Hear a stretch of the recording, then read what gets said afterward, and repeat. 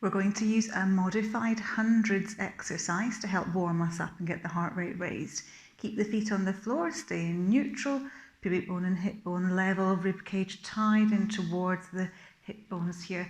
Hands extended out and keep the head and feet on the floor.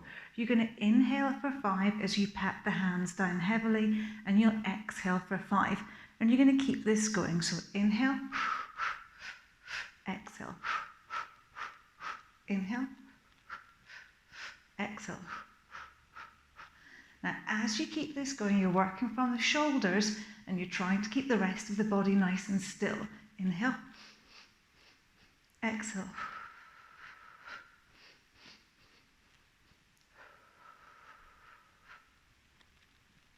So keep strong all the way through the move. The stomach's working hard. Inhale, exhale. We're going to do one more. And exhale. And you can relax those hands back down onto the floor. Now we're going to pick one knee up and then the other knee up. And we're going to hug the head in towards the knees. So inhale to prepare and exhale to hug. Inhale to relax back down again and exhale to hug. Now the whole of this program is going to be using the original classical mat routine that Joseph Pilates designed, and we're modifying it to make it appropriate for everybody. So this is a very gentle version of the start of that classical mat routine. We'll do one more hug here. And we're going to take those legs back down to the floor. We inhale here, and as we exhale, we drop the pelvis round, pressing the lower back in towards the floor, coming into a pelvic tilt. Inhale to return, and exhale to tilt the pelvis. You can pull the bottom in tight a little bit here, just so that you're focusing on the pelvis area in between the top of the thighs and the waist. And just using the breath again here. So you exhale to tilt, and you inhale to return. Make sure that head stays lengthened all the time. And 2 more. So while these are not moves that are in the classical routine, we're using the benefits of the moves that you would be doing and trying to translate that into very simple exercises. We're going to take this into a shoulder bridge now. Inhale to prepare, exhale to tilt, and raise up. Inhale here and exhale to roll back down. Now the move that this is replicating is rolling like a ball. So I want you to think about massaging out through the spine as you create this lift and lower. Because the purpose of the rolling like a ball move at this point in the program is to help lengthen and massage and mobilize the spine. And so that's what we want to do here with our bridge. Last one here. Inhale here, exhale to roll back down. And we're going to come into clock faces. You can keep your hands here. I'm going to take mine out to the side just so you can see the clock face move more effectively. We're going to drop down at one side, roll around, and come back up, and then we're going to change the directions. This is all happening through the pelvis as if you're rolling a marble around the outside of your pelvis round towards your waist. So if you picture a solitaire board or a clock face on your tummy, you'd be rolling that marble around the outside of the solitaire board or the clock face. You're trying to keep the shoulders and the knees as still as you can, working just on the pelvis here, warming up these belly muscles and mobilizing through the base of the spine.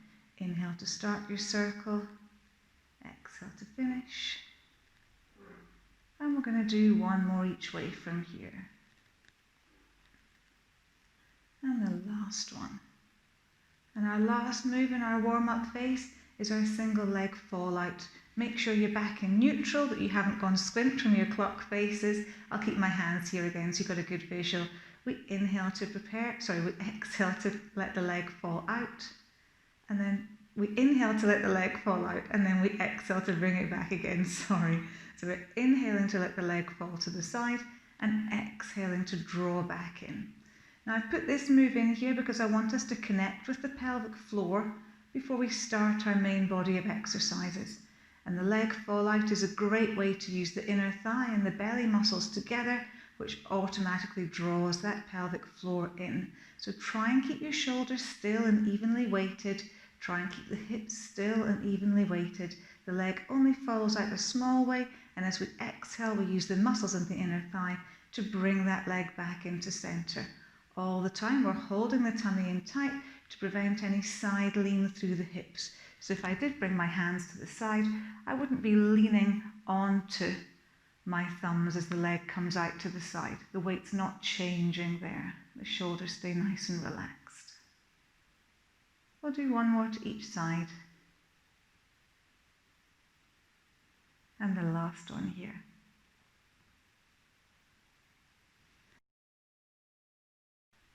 And so to a quick full body stretch program. We'll start off with child's pose. You don't have to have a deep knee bend.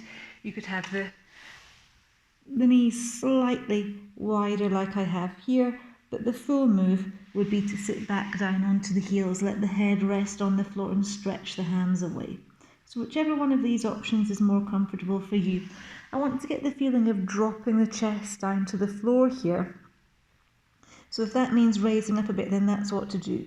You might find that as you ease off, you can sit further back down. So you hold it, hold it, hold it. And then we're coming up onto hands and knees from here. Now I'm going to give you two options. You can go for the cat and cow. So you're going to arch up, dropping the head down. Inhale here and exhale to take the hips away. And look up. So this is option number one. Coming into the cat and cow. But if you want to, you can come into a plank position here, and you can come into an upward facing dog, and then drive through the hips, pressing the heels back behind into a downward facing dog. So it's up to you which move you want. The shoulders go back, the hips press down, the head looks high. And we press through the heels, pressing the chest in towards the knees and letting the ears become level with the elbows. So again, choose the move that works for you. And we'll do one more from here.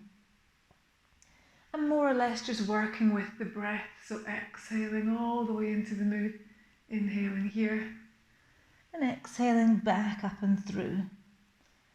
We're coming into a kneeling position now. And we're going to take one leg forward into a hip stretch. So we're pushing forward, bending this knee, and keeping the torso upright and raised, stretching through this hip. Hold it here. And we're going to take this into a hamstring stretch. So just so we don't have to wriggle around too much, we're going to lengthen this leg. Take it out in front and lean forward, stretching through the back of that leg. You could hold on to something for support if you wanted to, or even if you have the flexibility, bring the hands down to the floor. But don't do that if you end up having to hunch over. Keep the back straight because that's really helping get that hamstring stretch.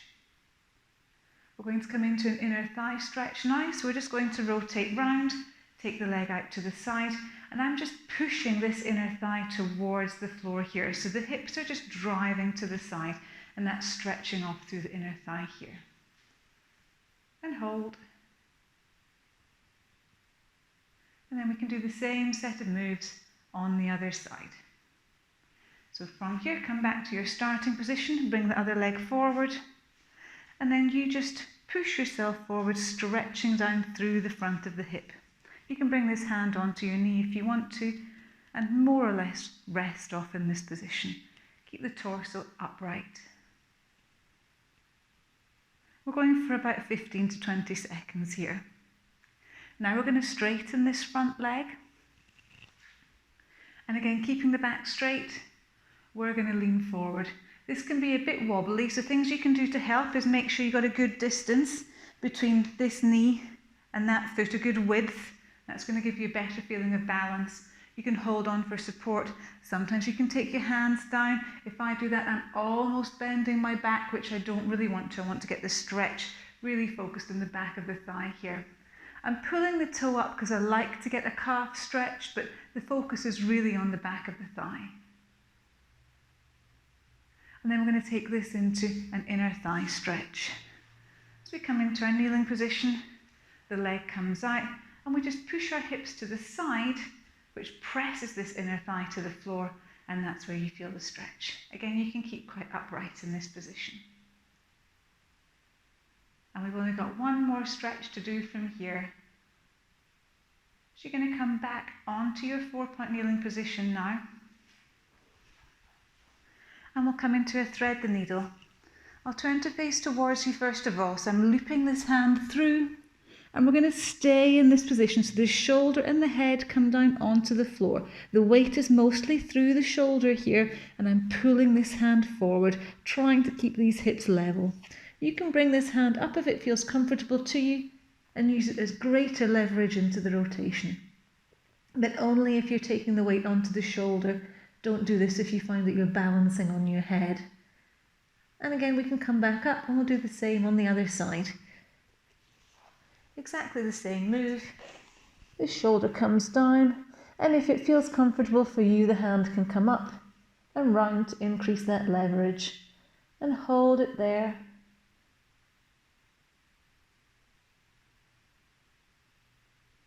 And we can come back up. And relax off. Great job, well done.